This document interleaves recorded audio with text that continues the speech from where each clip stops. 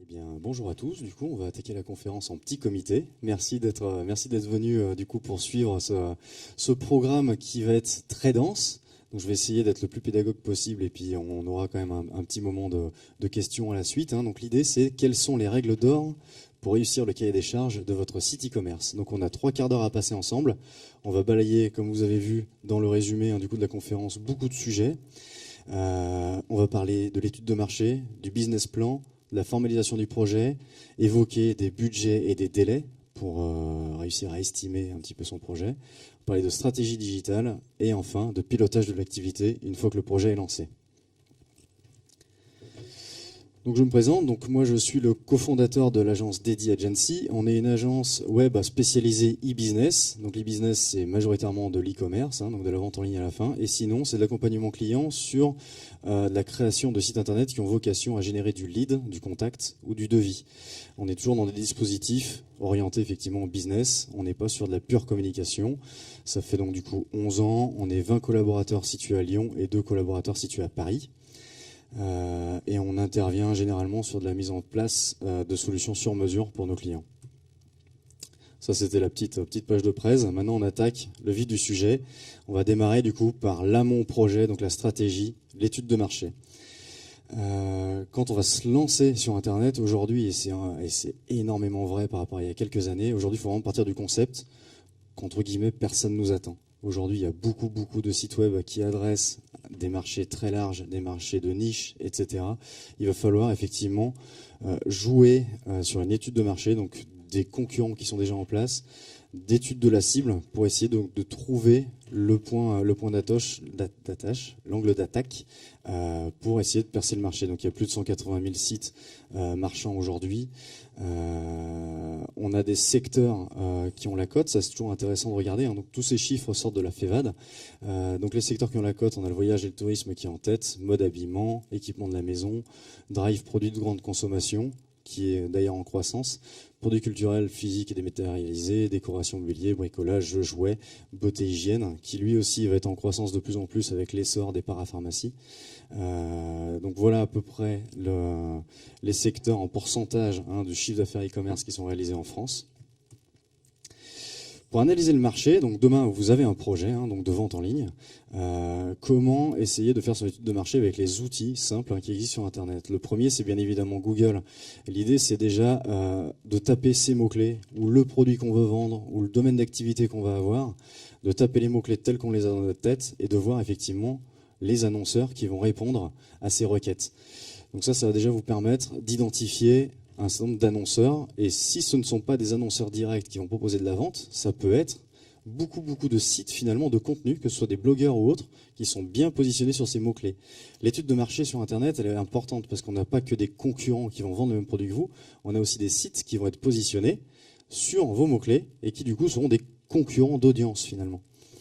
Une fois qu'on a identifié ces acteurs, et donc principalement les annonceurs, c'est eux qui vont vous intéresser d'un point de vue business évidemment. Un outil simple que tout le monde connaît bien évidemment, c'est le site société.com. Donc tout le monde ne publie pas ses chiffres, mais quand même la majorité des entreprises heureusement publient leurs chiffres. L'idée du coup c'est de croiser les annonceurs qu'on a vus, essayer de voir quelle est leur santé financière, depuis quand ils communiquent sur ces marchés-là, quel est leur chiffre d'affaires, leur rentabilité et leur effectif. Une fois qu'on a identifié du coup des annonceurs, hein, sur Google et puis qu'on a vu la pérennité ou non de certaines sociétés, ce qui est intéressant, c'est de voir quel est le modèle de communication qu'ils peuvent employer, quel est le potentiel trafic qu'ils ont sur leur site. Là, il y a un outil qui est très bien qui s'appelle SEMrush, qui vous permet en mode gratuit d'avoir déjà pas mal d'informations. Vous allez taper, donc copier-coller une URL d'un site web et ça va vous donner non pas des chiffres précis, hein, mais une estimation qui est plutôt réelle sur le trafic naturel du site. Donc les gens qui viennent naturellement sur le site en question, et aussi le trafic et le budget a priori dépensé dans Google AdWords. Ça vous permet du coup effectivement de voir si vous avez des annonceurs qui communiquent fortement et qui dépensent beaucoup d'argent pour être présents sur des positions, ou alors si c'est des marchés où il y a très peu de trafic, ou etc. Ça va vous permettre effectivement de voir comment se positionnent ces gens-là.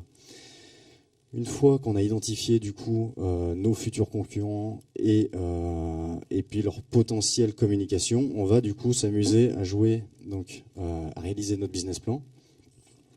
Le business plan e-commerce, il va se fabriquer en différentes étapes. Il va falloir déjà estimer donc le trafic qu'on va pouvoir capter avec nos produits ou services qu'on va proposer demain en ligne. Pour ce faire, on a des outils très intéressants, type Google AdWords. Dans Google AdWords, sans créer une annonce payante, on va pouvoir mettre un mot-clé, un ciblage. Est-ce que je cible Paris? Est-ce que je cible la France entière? Est-ce que je cible l'international? Est-ce que je cible les mobiles ou est-ce que je cible que les ordinateurs? Je mets mon mot-clé et du coup, ça va me dire, ben voilà, ce mot-clé, il est cherché 3000 fois par mois et regarde tous les autres synonymes qui sont peut-être plus cherchés. Donc des fois aussi, ça va vous permettre de voir que les mots-clés que vous pensez prioritaires sont en fait, tout le trafic peut aller sur des mots-clés plutôt stratégiques mais plutôt synonymes. Donc ça c'est intéressant pour bien cibler et puis connaître le potentiel. Dans AdWords aussi, on va pouvoir voir, il va pouvoir vous faire des estimations. Si vous payez 1 euro d'annonce pour un mot-clé, potentiellement combien de visiteurs ça peut vous rapporter. Ça c'est aussi intéressant. Et après, sur un ciblage plus comportemental et réseaux sociaux, ben, on a Facebook et LinkedIn, en fonction de si on s'adresse effectivement à des particuliers ou plus à du B2B.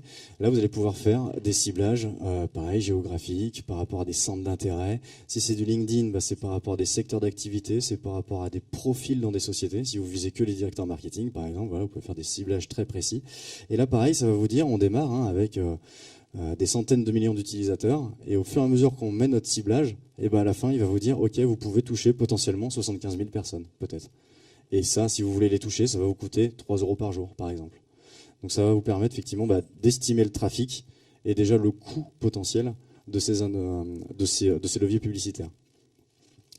Une fois que j'ai mon trafic, il va falloir estimer le panier moyen de ce que je vais vendre. Est-ce qu'on se situe sur un panier moyen de 50 euros, de 70, 80, 100, etc. Ça, c'est important du coup de travailler ce panier moyen. Le taux de marge moyen qui forcément va en découler. Est-ce que vous êtes un fabricant? Est-ce que vous êtes un revendeur? Est-ce que vous avez un positionnement très particulier qui vous permet d'avoir 60 points de marge ou que 20% de points de marge? C'est hyper important. Dressez vos charges fixes et charges variables. Donc, est-ce que vous allez externaliser demain la logistique, le service client, ce genre d'éléments? Est-ce que ce sera au pourcentage de l'activité? Est-ce que c'est des charges fixes? Estimer ensuite le taux de transformation. Donc ça, c'est une donnée qui est hyper complexe à estimer. On entend tout et son contraire. On peut dire en France, un taux de conversion qui est bien, c'est entre 1 et 2%, mais en fait, ça ne veut rien dire. Dans la parapharmacie, par exemple, si on a un taux de conversion qui est en dessous de 5%, on n'est pas bon. Si je suis dans du mobilier de luxe, si j'ai un taux de conversion de 0,5, c'est excellent. Forcément, si je vends une armoire à 5 000 euros, c'est pas parce que je vais faire venir 100 visiteurs sur mon site que je vais en vendre 2-3, c'est évident. Ça va prendre, c'est des cycles de décision qui sont un peu plus longs. Donc en fonction de vos produits, là pareil, il faut essayer donc de regarder les différents concurrents, de voir à peu près, de faire des commandes test, ça c'est important. J'identifie des sites qui sont concurrents de moi. Je fais une commande le lundi à midi, je fais une commande le lundi à 20h, je regarde les numéros de commande. Waouh, ok, ils ont fait 300 commandes dans ce laps de temps. Ok, c'est un truc qui tourne, quoi. Ou alors à l'inverse, il n'y en a eu que 3. Ok, on sait à peu près qui on a affaire, quoi. Donc le taux de transfo, voilà, essayez par rapport à certains domaines d'activité donc d'ajuster la variable. Ensuite, il faut travailler donc le coût d'acquisition du trafic, le coût d'acquisition client, Quelle est la valeur max de coût d'acquisition client? Est-ce que je ne dois pas dépasser les 15 euros pour continuer à être rentable? Ou est-ce que dans ma stratégie, je vais pouvoir acheter un peu plus cher, mais je sais que je vais avoir un indice de commande peut-être de 2 ou 3 commandes sur l'année par client, et donc je vais le rentabiliser au bout de sa deuxième ou troisième commande. Ça, c'est des choses importantes à bien dresser pour justement pouvoir se projeter sur 2-3 ans, sur logiquement du trafic qui va venir de manière de plus en plus naturelle, donc avec un coût d'acquisition client qui normalement devrait diminuer, un taux de transfo qui va s'améliorer. Naturellement, pourquoi? Parce que là, vous allez lancer l'activité. Dans 2 ans, vous serez déjà beaucoup plus professionnel dans ce métier. Et donc, il y aura des choses de connaissance de la cible, des parcours clients, du comportement de vos clients que vous maîtriserez mieux pour mieux les accompagner sur votre site web. Et donc, du coup, en ajustant toutes ces variables, ça va vous permettre de vous projeter sur 2-3 ans. À titre d'indice, si aujourd'hui j'investis dans un site e-commerce avec du marketing, il ne faut pas espérer avoir un point d'équilibre avant 1 an et demi, généralement. C'est ça la rentabilité d'un site e-commerce. Si on arrive à obtenir une bonne rentabilité, il faut pas compter de l'avoir avant 1 an et demi d'activité. En cas de refonte, parce que donc là on parlait de création, mais en cas de refonte, c'est très important aussi de regarder le comportement finalement des internautes qu'il y a sur notre site aujourd'hui. L'important, donc, c'est de regarder, de faire ce qu'on appelle un audit analytics, c'est de prendre du recul par rapport à toutes les stats que vous avez, parce que les stats sont hyper riches quand on a un site de vente en ligne connecté à Google Analytics. Et l'idée, c'est d'identifier à la fois des parcours clients, comme on peut le voir là. On va pouvoir identifier des parcours clients du panier jusqu'à la carte bancaire, par exemple, ou alors de ma page d'accueil jusqu'à une fiche produit, ou de la page conseil de la fiche produit jusqu'au panier. On va pouvoir identifier comme ça différents types de parcours. Et il va falloir croiser ça aussi par l'internaute qui tombe sur ma page d'accueil comme première page vue. Ça, à titre d'information, en moyenne en France, c'est 15-20% du trafic seulement. La page d'accueil, certes, c'est une page importante, mais c'est seulement 15-20% des entrées sur un site web. Tout le reste va tomber sur des pages listes ou sur des fiches produits directement. Donc il va falloir, quand je parlais de taux de conversion, le taux de conversion des gens qui tombent sur votre page d'accueil, le taux de conversion des gens qui tombent sur une fiche produit, vous verrez qu'il est différent.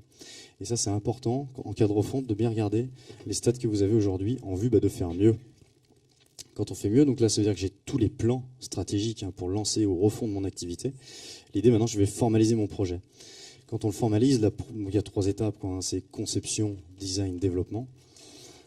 En termes de conception, l'idée, c'est de travailler un site qui est bien évidemment adapté à votre cible et qui est adapté à votre offre de produits. L'idée, donc, c'est de réfléchir, effectivement avec expertise, là, généralement, vous vous faites accompagner par une agence. L'idée, c'est de réfléchir aux facteurs clés de succès et aux éléments de différenciation qu'on va pouvoir avoir avec tous les annonceurs identifiés en étape 1. Et de créer ce qu'on appelle des zonings. Alors les zonings, je vais vous montrer ce que c'est. Je les ai un peu plus loin, je reviendrai juste après.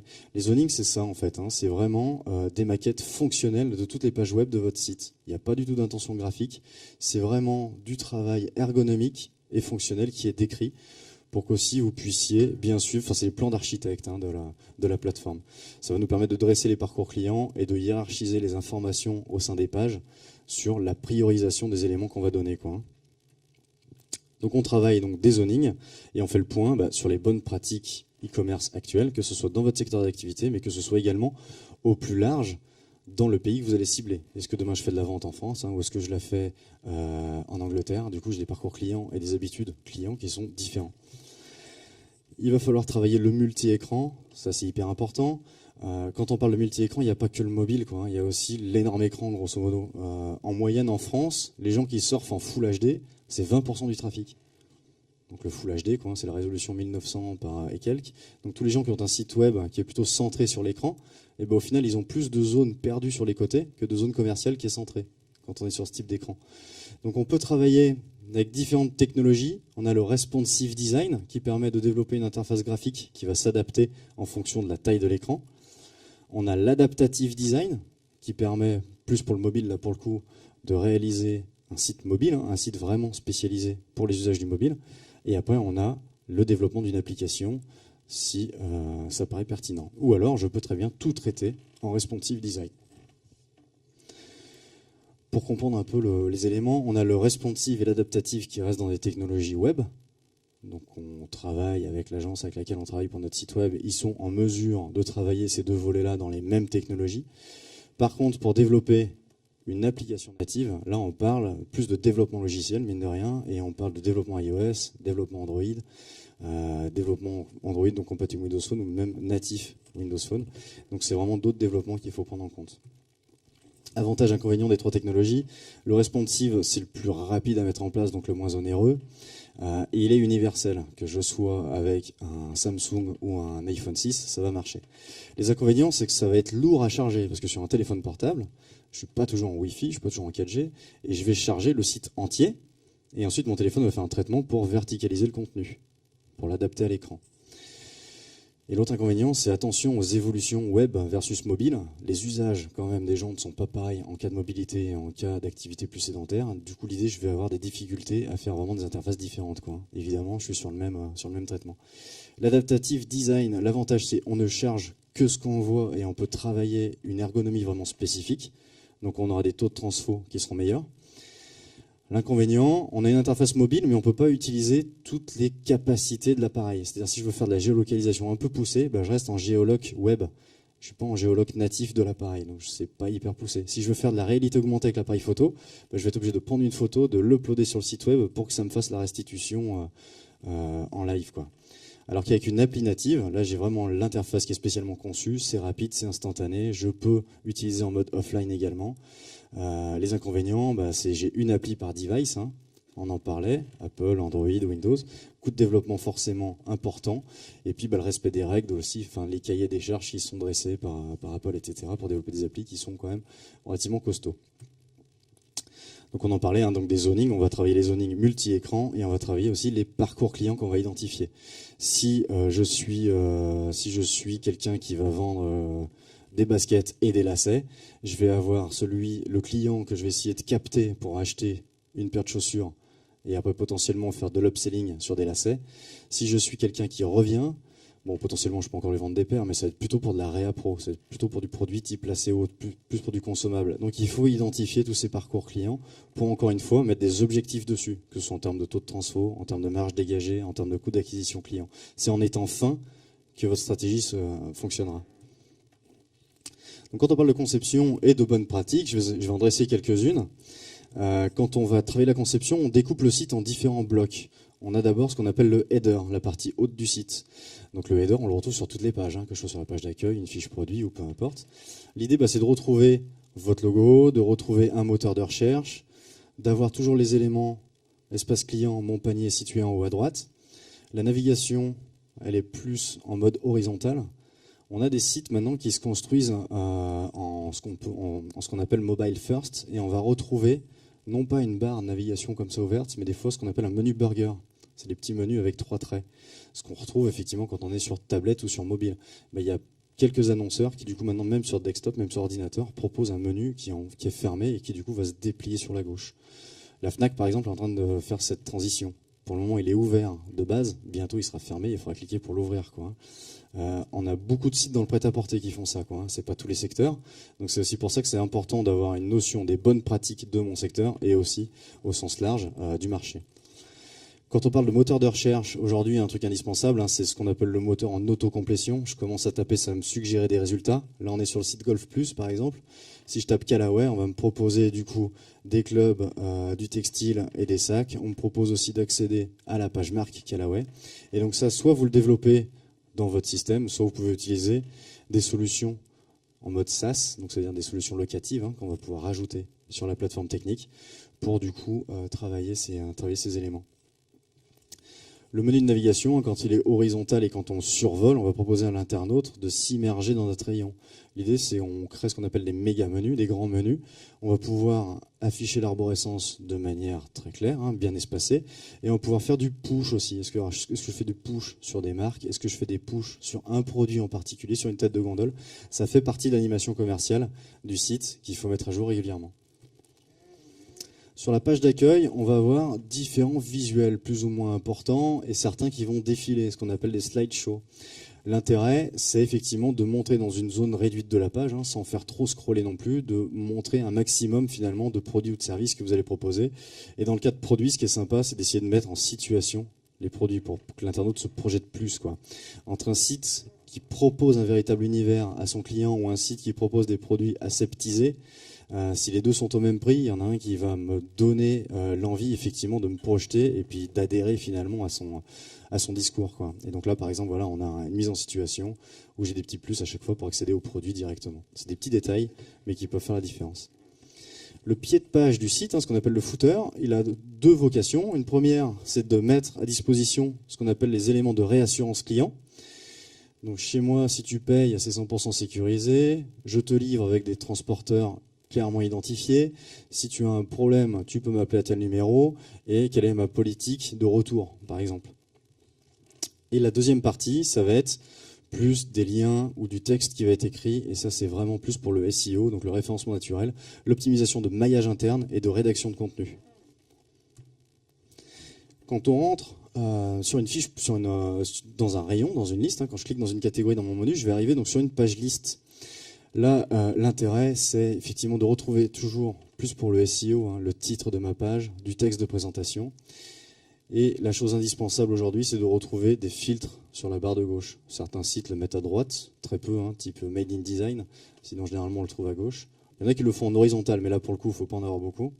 Et l'intérêt de ça, finalement, c'est que demain, si j'ai un site qui ne propose pas de filtre et je vends des t-shirts, je vais proposer une page t-shirt. Donc demain dans Google, je vais essayer de pousser ma catégorie t-shirt, qui est très large, hyper concurrentielle, pas simple, quoi.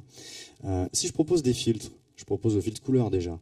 Donc t-shirt rouge, l'internaute il va dans t-shirt, il veut que les rouges. Donc lui, c'est sympa parce qu'il va cliquer, il va filtrer automatiquement les produits qu'il souhaite. L'intérêt de ça, c'est qu'on va générer également une URL dynamique pour Google. Ça va faire t-shirt-rouge. Et donc ça me fait d'autant plus de pages d'entrée finalement, de portes ouvertes sur Google, qui peuvent me permettre de faire de l'acquisition de trafic de plus en plus ciblée. Quand je suis sur une fiche produit, on retrouve toujours ce qu'on appelle un fil d'Ariane, hein, parce que, comme je le disais tout à l'heure, 20% des gens qui peuvent tomber sur une page d'accueil, 60% des gens qui vont tomber, ou si ce n'est 70% des gens qui vont tomber sur une fiche produit. Donc les gens ne sont pas passés par votre menu, etc. Donc c'est quand même important de retrouver ce fil d'Ariane. En fonction du secteur d'activité, on va mettre le visuel plus ou moins gros, plus ou moins important. Si je vends de la protéine ou si je vends de la déco, forcément je vais pousser mes produits de manière un peu différente. Et on retrouve, toujours pareil, par rapport à la ligne de flottaison, la première zone que je trouve, il faut que j'ai bien évidemment le visuel, une accroche commerciale, le nom du produit, etc., son prix, son stock, et le bouton ajouter au panier. Tous les autres éléments, on va pouvoir les retrouver en dessous, généralement organisés sous forme d'onglets. Et dans ces onglets, on va retrouver donc du cross-selling, donc des produits connexes. L'intérêt, comme je le disais, c'est si les gens tombent, je sais pas, je tape t-shirt rouge dans Google, je tombe sur un des t-shirts rouges que vous proposez, ok c'est bien, mais c'est pas vraiment celui-ci que je voulais.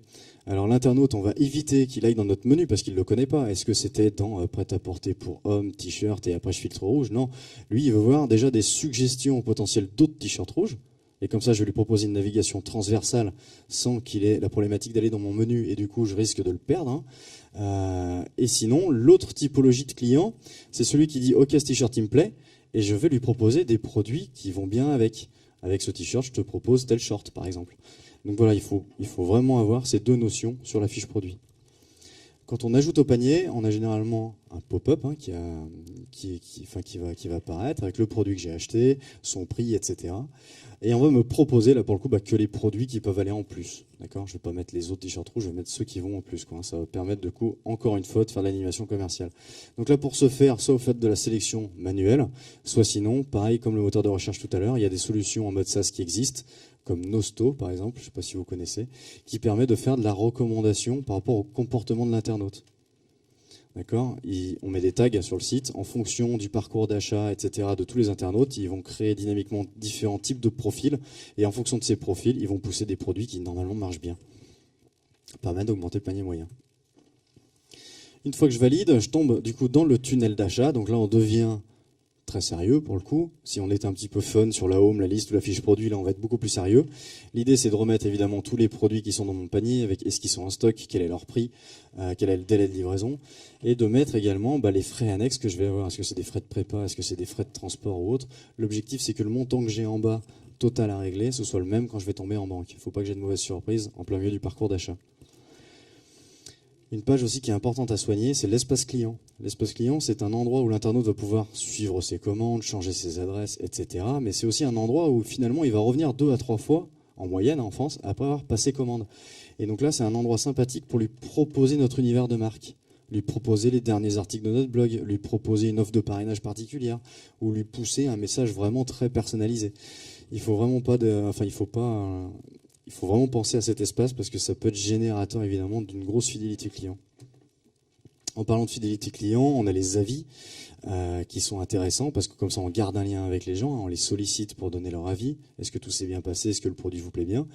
Et du coup, en les faisant jouer comme ça nous permet de faire remonter du contenu frais sur votre site web qui va évoluer régulièrement et surtout qui peut être déclencheur d'achat pour des nouveaux prospects.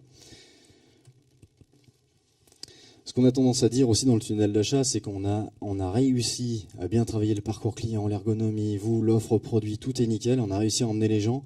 Ils ont créé leur compte et ils arrivent au moment où ils vont choisir leur mode de transport. Donc le gros du boulot est fait. Maintenant, il faut s'assurer qu'on est bon en termes d'offre de service. Et en termes de transport, c'est vrai qu'aujourd'hui, on est obligé de travailler sur du domicile, du relais, de l'express domicile et de l'express relais. Donc là, il ne faut pas faire l'économie en se disant « ouais, je mets que Colissimo et ça ira bien ». Non, il faut pousser un peu plus le bouchon. Il faut encore une fois regarder les confrères, quelles sont les offres de services qu'ils proposent, pour pas qu'on soit en dessous parce que là, on a fait déjà un énorme travail pour amener tous ces gens-là. Et dans l'e-commerce, on a un gros taux de déperdition de gens. Quand je parlais d'1% tout à l'heure de taux de transfo, il y a quand même beaucoup de sites en France qui sont en dessous de 1, quoi. Donc, si en plus on en perd à cause d'un manque de service, c'est quand même dommage. Et il en est de même pour le paiement, finalement. Quand on crée une activité, nous, ce qu'on recommande, hein, c'est de proposer de l'ACB, du PayPal, du chèque et du virement. Chèque et virement, ça représente quand même 10% des transactions en France. Donc c'est pas anodin. Est-ce que demain vous êtes prêt à lancer un business et de vous dire 10%, je m'en occupe pas? A priori non, quoi. Donc après, si c'est trop problématique à gérer, vous verrez. Mais quand même, l'important, c'est quand on se lance, de mettre toutes les cartes de notre côté, quoi. En termes de paiement, la nouvelle tendance, c'est d'intégrer le module de paiement sur votre site. De plus avoir les pictos de carte bancaire, je clique et je pars en banque. Maintenant, c'est de pouvoir l'intégrer. On gagne une page, on gagne en rapidité d'exécution. Et il y a un point qui est intéressant, c'est la fonctionnalité de est-ce qu'on sauvegarde ma carte bancaire ou pas. Ça va permettre de faire du pseudo one-click à la Amazon pour les gens qui peuvent revenir sur votre site demain, quoi. Donc ça, c'est quand même intéressant. Ça, c'était tout le volet conception. Après, il y a le volet création. Donc le web design d'un site, ce qu'on a tendance à dire aussi, hein, c'est pas juste le web design de ma page d'accueil et d'une fiche produit, quoi, hein. C'est vraiment tout l'environnement de marque que vous allez créer, et ça doit se décliner sur toute l'expérience client, sur toute l'expérience d'achat. Il y a forcément peut-être déjà des bannières publicitaires qu'il a vues, ensuite il va sur votre site, tout ça est cohérent, le design est cohérent, et ensuite il va recevoir un colis, il va recevoir des emails, et il faut que tout ça soit bien évidemment charté. Ça, c'est des choses que pas mal de marchands oublient, et ça peut faire très amateur des fois dans certains secteurs, quoi. Les tendances du design, c'est un graphisme plutôt sobre et efficace. On a beaucoup de sites qui sont plutôt sur des fonds blancs, sur des visuels bien aérés. Modernité et confort et moins avec taux de conversion. C'est vrai qu'un beau web design, ça peut déjà nous faire comme une pseudo montée en gamme, un gain de sérieux, plutôt qu'un site qui est trop fouillis. Et puis les standards e-commerce ne vont pas être délaissés. Ça, c'est vraiment la phrase clé qu'il faut avoir. C'est que vous avez travaillé en amont sur toute l'ergonomie. Si au design, vous dites, non, tiens, le bouton, je vais le mettre là-haut. Non, on a validé qu'il était là, c'était pour une bonne raison. C'est pas pour après, quand on est au design, de commencer à bouger les éléments, quoi. Faut vraiment penser, 1, efficacité du site, et 2, mon image de marque. Je vous donne quelques exemples de création. Là, on a Blanche et Léontine, qui est une marque déco qu'on a créée. Donc d'abord, création du logotype, décliné en logo et monogramme. Les monogrammes qu'on va retrouver, c'est peut-être bête, hein, mais sur le scotch qui va entourer le carton, quoi. Ça, c'est des éléments du coup de marque qui sont sympas. On a créé donc différentes planches tendances pour créer l'univers. Et ensuite, vous voyez du coup là, par exemple, la page d'accueil complète du site. Golf Plus, là, on est plus dans un cadre refonte. Ça, c'était le site avant notre passage. On a réalisé ce qu'on appelle une planche tendance, donc vraiment déconnecté du web, etc. Quelle est notre image? Quelle devrait être notre image demain, en termes d'iconographie, de pictos, de typos, de couleurs, etc. Et ça nous donne du coup un site beaucoup plus aéré, qui met plus en valeur les produits, ou les push commerciaux marketing qui ressortent beaucoup plus facilement. Et du coup, voilà, on a l'environnement de marque qui était beaucoup plus poussé. En termes de développement, donc un code sain pour Google et pour vous, ça c'est aussi hyper important, quoi. Mine de rien, on est dans un business aujourd'hui où Google, c'est quand même, il trust quand même tout l'apport de trafic, donc il faut quand même penser à lui quand on développe. Le développement, il y a 3 éléments. Il y a d'abord l'intégration HTML. Ça, c'est le premier élément technique. C'est le technicien qui va découper les maquettes du graphiste pour en faire des pages HTML. Ça, c'est la clé de voûte pour le référencement. C'est la partie technique, c'est le code source que Google va lire. Peu importe le CMS que vous pouvez utiliser, hein, si c'est un Magento, un PrestaShop ou un peu importe, lui, il va lire l'HTML qu'il y a derrière. Donc ça, c'est hyper important d'avoir un code qui est bien structuré, qui respecte tout son pseudo-cahier des charges, quoi. Ensuite, il y a le développement de la boutique. Donc, ok, je vais dynamiser ma boutique et je vais veiller à ce que les temps de réponse soient au top, parce que les temps de réponse, ça va jouer sur mon référencement naturel et ça va jouer sur mon taux de conversion.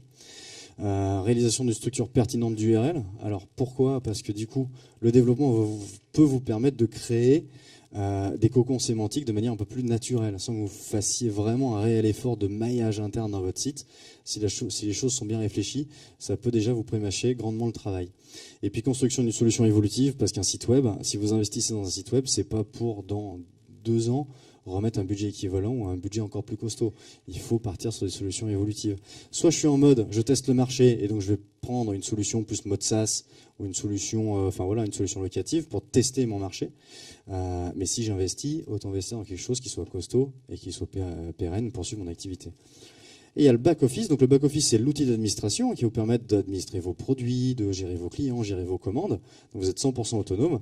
Après, l'idée, c'est comment vous pouvez gagner du temps dans vos process, comment le back-office peut vous structurer pour pas perdre de temps, à gérer les RA pro, à faire les prépas logistiques, à traiter tous les tickets de SAV, etc. Donc ça, c'est important.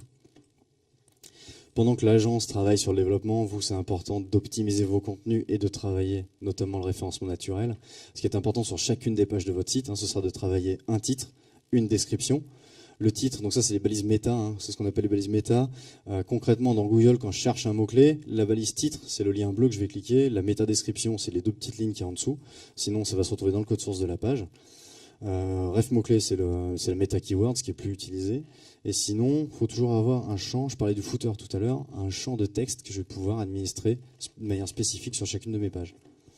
Parce que naturellement, sur un site e-commerce, vous serez bien optimisé sur de la longue traîne, donc sur du produit. Pourquoi? Parce que vous allez détailler vos produits naturellement quand vous allez travailler votre catalogue.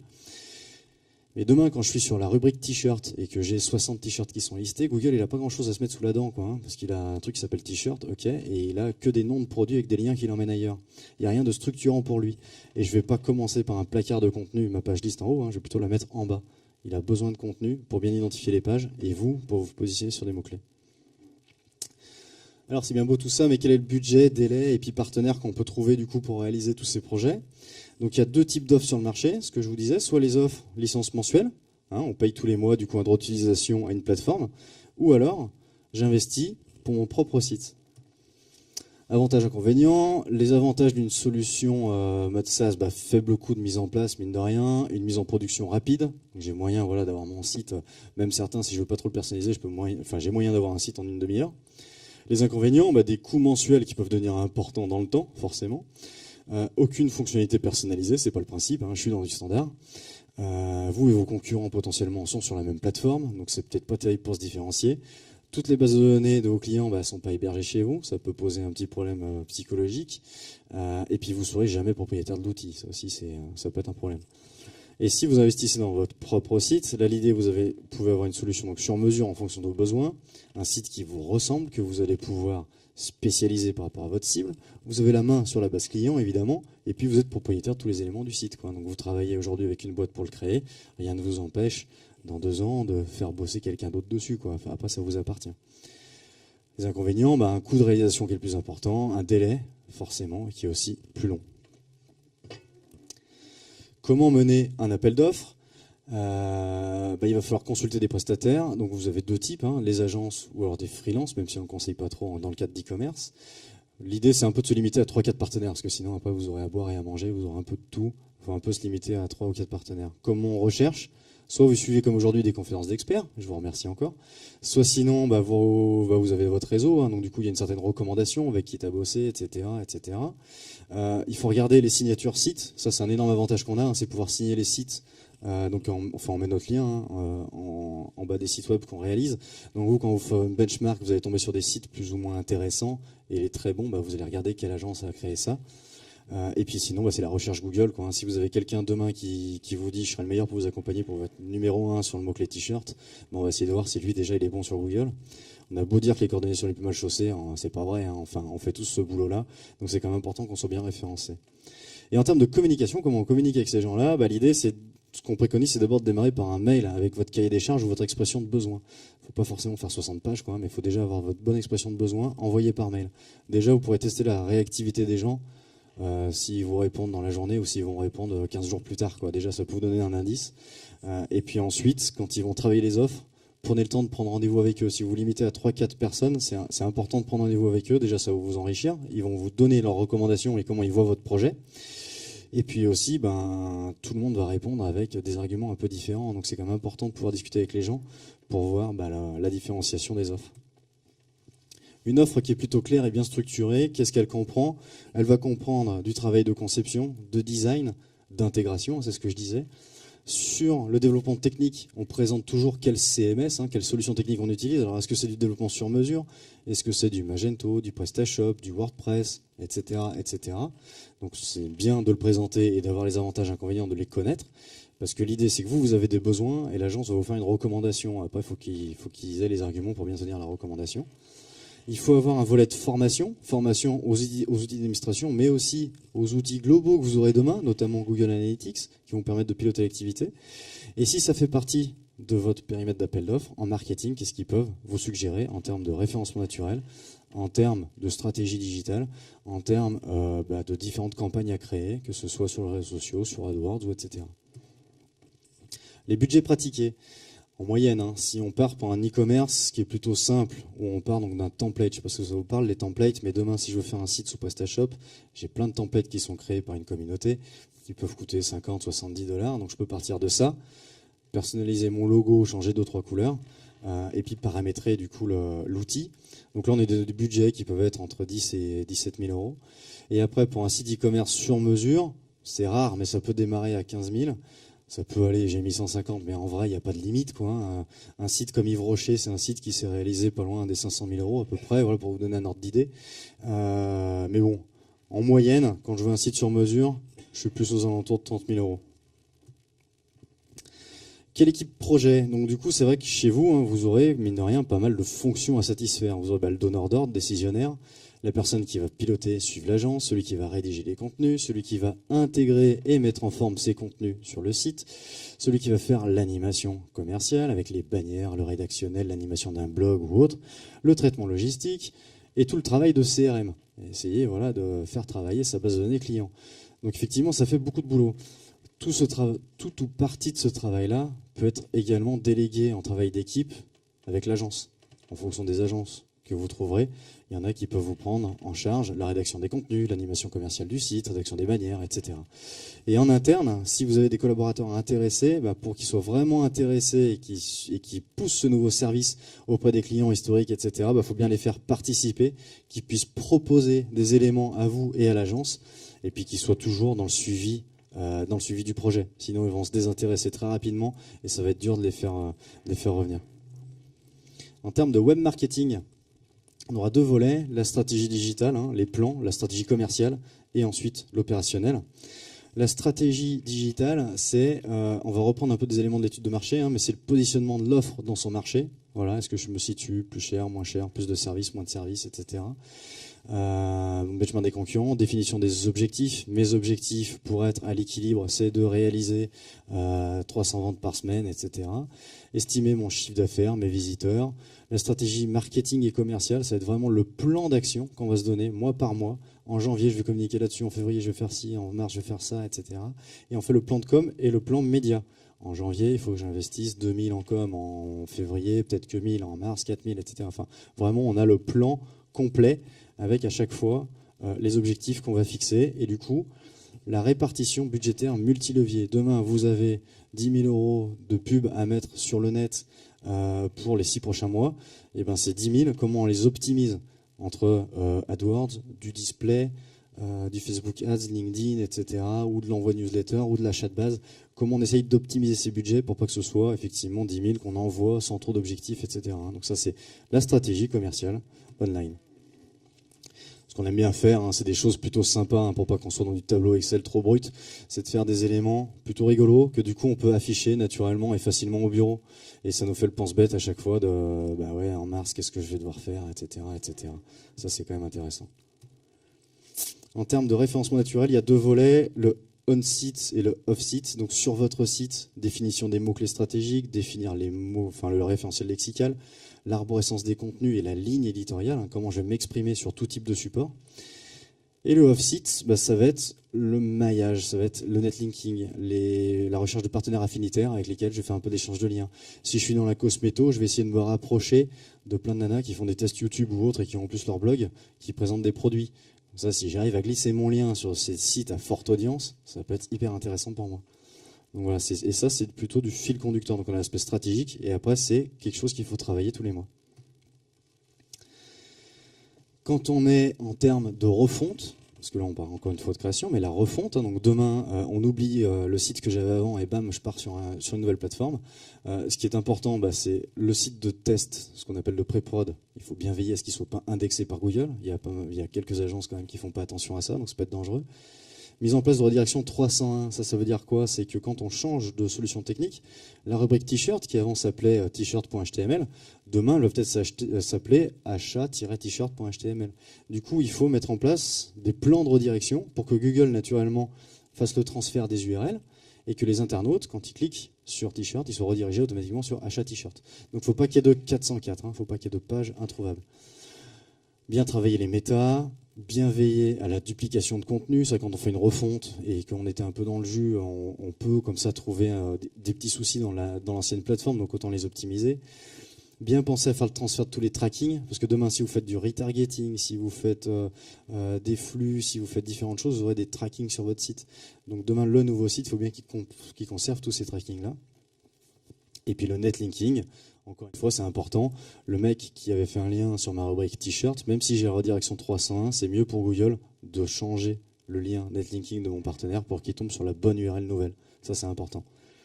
Voilà, c'est un travail aussi à ne pas négliger. Et donc, une fois qu'on a tous ces plans stratégiques nickel, on va piloter l'activité. Et donc là, les bonnes questions à se poser dans l'opérationnel, quand on est dans le jus, c'est quel est mon taux de marge par source d'acquisition? Ça, c'est un truc qu'on a beau demander des fois à plein de marchands qui ont peut-être même des équipes en interne, etc. On n'a pas la réponse comme ça en 2 secondes. Il faut faire une analyse d'un jour ou deux, quoi. Pourtant, c'est hyper capital pour vous et puis la santé de votre entreprise. Et quelle est son évolution depuis 6 mois, 1 an, par levier? Ça, c'est aussi important d'avoir ces tableaux de bord, en fait, sous les yeux régulièrement. Quel est le taux de transfo de mon mot-clé numéro 1 que je travaille pour mon référencement naturel? C'est vrai que le référencement naturel, on va se dire, OK, je vais être premier sur t-shirt. Être premier sur t-shirt, ça va me prendre quelques mois quand même, voire même peut-être quelques années en fonction de la concurrence du mot-clé. Par contre, avec AdWords, on a la faculté d'être numéro 1 du jour au lendemain, de la minute à l'autre. Il suffit que je mette l'enchère la plus forte, je peux même payer 2 € le clic sur le mot-clé t-shirt, et là je peux voir vite fait quel est le taux de transformation. Si là je me rends compte, en mettant un budget test de 500 € par exemple sur le mot-clé t-shirt, j'ai mis 500, j'ai gagné seulement 100 €. Ok, ça sert à rien que je m'épuise pendant 1 an à bosser le mot-clé t-shirt. Vous voyez? Il faut vraiment penser multi-levier. Et puis penser efficacité du dispositif, quoi. Est-ce que mes campagnes AdWords apparaissent toujours dans les expressions clés pertinentes? Parce que les campagnes AdWords, on peut les mettre plus ou moins larges. Et donc des fois, on va voir, si je vends des t-shirts, je vais avoir plein de gens qui vont tomber chez moi en ayant cherché t-shirts pas chers. Alors, est-ce que moi, j'ai un positionnement qui est plutôt haut de gamme, et du coup, ça m'intéresse pas comme requête? C'est important de veiller à ça. Mon taux de conversion newsletter diminue, mais j'envoie le même mail à tous mes clients. Quels que soient leurs achats, ça c'est aussi important, c'est qu'au bout d'un moment, au début vous aurez peut-être 1000, 2000, 3000 clients, vous allez adresser le même message à tout le monde, mais au bout d'un moment il va falloir segmenter. Il y a ceux qui vont être intéressés par les t-shirts, les autres par les shorts, et il va falloir ne pas épuiser sa base de données pour pas qu'ils se désabonnent et optimiser le message qu'on leur adresse.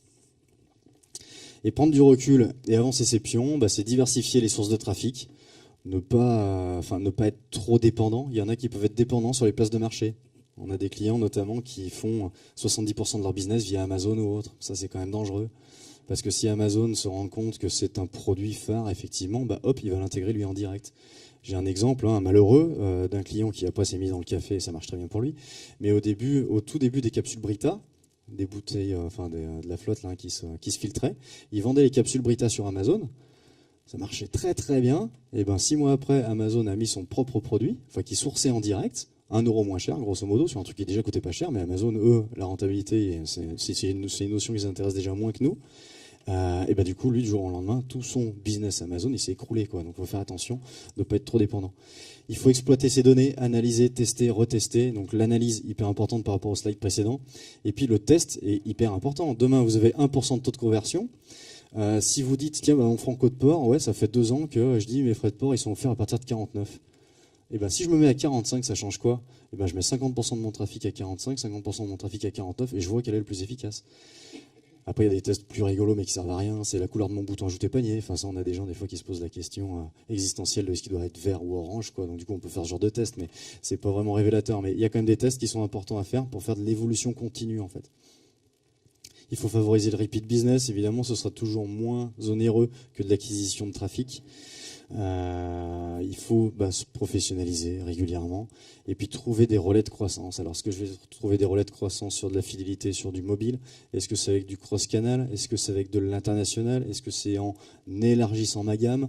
Voilà, il faut toujours essayer je sais que c'est très compliqué, et puis on est nous-mêmes marchands sur quelques sites, donc on sait très bien ce que c'est le quotidien d'un e-commerçant, mais il faut toujours se forcer à prendre le temps pour avoir un coup d'avance, quoi. Et quand on parle d'outils d'analyse, nous par exemple on développe un outil qui s'appelle le Business Board, qui est un outil qui va croiser des données. Là vous avez des copies d'écran, des graphes plutôt sympas qui sont réalisés. Ça va croiser les données Analytics, AdWords, Shopping Flux, Lengo, peu importe, de tous vos leviers marketing, et ça va croiser les data back-office. L'idée, c'est de vous concevoir un tableau de bord qui va vraiment parler de la marge, et pas juste des données de vente, quoi. C'est vraiment un outil c'est important. Enfin, ça, vous pouvez le faire en faisant des extractions Excel, etc. Ça vous prend du temps, mais c'est important de piloter ça. Voilà, écoutez, on arrive au terme à 3/4 d'heure pile. C'est pas mal. Merci pour votre participation. Je ne sais pas si quelqu'un a des questions par rapport à ce sujet qui était dense quand même. Ou alors vous avez tous hâte de déjeuner. Peut-être. Oui ?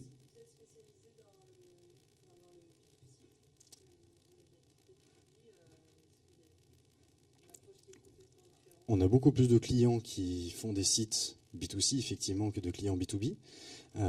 Après, oui, il y a de gros écarts en termes de parcours client, de bonnes pratiques et compagnie. Parce que quand on fait un site de prêt-à-porter ou quand on fait un site d'un client, par exemple, qui s'appelle Bacchus Équipement, qui vend de l'équipement de CHR, cuisine inox, etc., machine à glaçons, ça n'a rien à voir. Les leviers marketing ne sont pas les mêmes. Le parcours client n'est pas le même. Les fonctionnalités, est-ce qu'on me demande un devis, un mandat administratif, etc., ne sont pas forcément les mêmes.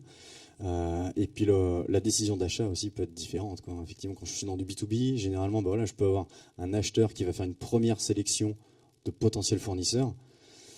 Et en fait, il y a plein de trucs qui ne se voient pas du coup sur notre site. Donc après, il y a des leviers marketing vachement différents. Là, on a sur le salon Devcom, si vous êtes plus dans le B2B, 2 acteurs que je vous inviterai à rencontrer, qui sont GetPlus et Azalid, qui sont des acteurs qu'on a testés pour nous et puis pour des clients, qui fonctionnent hyper bien. C'est-à-dire que demain, admettons, vous vendez de la relure et destruction de documents. Vous bossez beaucoup pour les experts comptables. Vous mettez GetPlus ou Azalid. Tous les matins, vous avez un petit rapport qui va vous dire « Tiens, il y a KPMG qui est venu sur ton site hier. Tiens, c'est intéressant. Si KPMG vient chez moi, c'est peut-être qu'ils ont besoin de relier un petit peu des bilans ou des machins comme ça. Donc du coup, boum, je vais appeler le responsable achat. Je sais qu'il est venu hier. » On peut se dire « Ouais, les gens, ils sont traqués, etc. » Mais là, on est dans du business web, dans du business online, et on n'a pas trop cette philosophie, en fait. C'est rare qu'on appelle un mec et qu'il dise « Ouais, comment vous savez, machin. » Enfin, non. On n'a pas, des fois, des gens peuvent dire ouais, mais on est trop fliqué et compagnie, mais bon, ça se fait pas trop, quoi. Donc c'est vrai que Azalid et GetPlus sont sympas, chose qu'on va pas mettre en B2C, clairement. Donc il y a des leviers comme ça qui sont intéressants. Et dans le B2B, un exemple qui est intéressant qu'on a réalisé, c'est pour la société Factory System, qui fait de l'informatique industrielle. On a développé 2 volets. Factory System qui présente leur métier, leurs outils, donc informatique industrielle, qui peut aller dans plein de domaines d'activité. Donc quelles sont les applications, quels sont les secteurs d'activité, quels sont les technos, l'innovation et un peu de produits. Donc vraiment corporate, générateur de leads. Et on a à côté myfactory.fr qui est un site e-commerce plus en mode Réa Pro. J'ai déjà acheté toute mon infra informatique embarquée pour mon industrie. Et là j'ai besoin de la Réa Pro, d'un switch ou de différentes choses. Et du coup il y a le site e-commerce à côté. Donc voilà, ça dépend aussi. Quand on s'adresse du B2B, des fois on a mieux à faire de faire un très bon site e-business qui va nourrir ma force de vente, plutôt que d'essayer de faire rentrer des choses trop complexes en e-commerce, où en fait mon visiteur, il va avoir un process qui va être trop long online, et du coup je risque de perdre des contacts. Donc il y a ça comme question qui se pose souvent.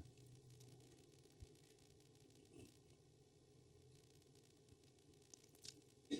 D'autres questions ? Non ? Bon, écoutez, merci à tous. Je vous souhaite un bon déjeuner, un bon salon. Donc on a un stand, c'est le stand qui est à l'entrée, du coup vous nous verrez avec notre... on ne peut pas nous louper. Bonne journée à tous, merci. Merci.